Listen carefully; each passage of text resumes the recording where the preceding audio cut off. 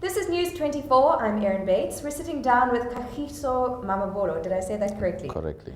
From the NSFAS department here in Cape Town, and he's going to be discussing the student funding program that is run by NSFAS in light of all the protests and action that we've seen at universities around the country. Thank you for your time. Thank you for inviting us. Pleasure. I want to start off with some of the student protests that I've monitored over the last year, where students, for example, at the University of Fort Hare, have called on NSFAS and said, we're upset, we're not getting payments through for our accommodation, for our food, and it's impairing our ability to do our studies. Is your office keeping tabs on those kinds of protests? Yes, of course. We do keep in tabs of recent developments happening regarding student protest.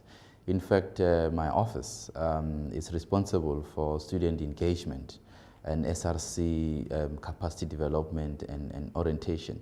So what we do is that as soon as the new leadership of student leaders come into office, then we orientate them and we train them, workshop them on how to understand NSFAS and its processes. Simply because they command a large following of students, they must lead the students, and for them to effectively do their work, they need to understand how NSFAS operate.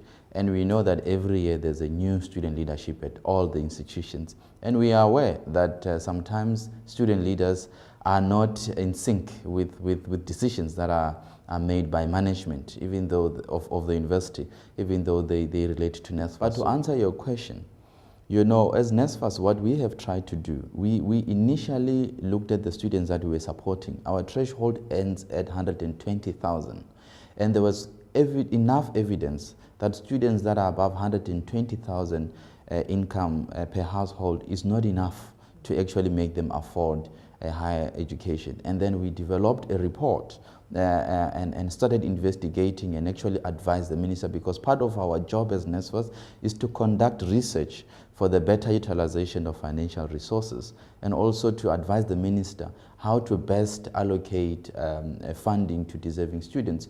So the missing middle, even the coining of the missing middle, is a term that comes from NSFAS, from its own analysis and from its own discovery that learners from families whose parents are teachers, some of which are nurses, police officers, may not necessarily be able to afford higher education. So they fall within that threshold which we cannot fund.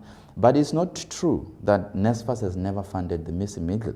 In fact, we have sufficient proof that as we continue to investigate and come up with long-term solutions, we continue to fund some parts of the missing middle.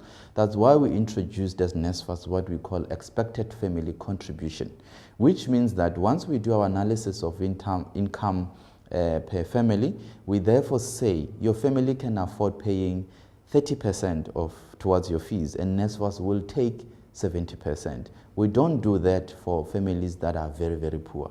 We do that for the missing middle. Or we realize that some families have got 2 kids at university, NSFAS will take 1, and then the family will continue to educate the others. So the decision and the announcement made by the minister now is therefore to give an overall approach to say, how do we then integrate the entire missing middle team?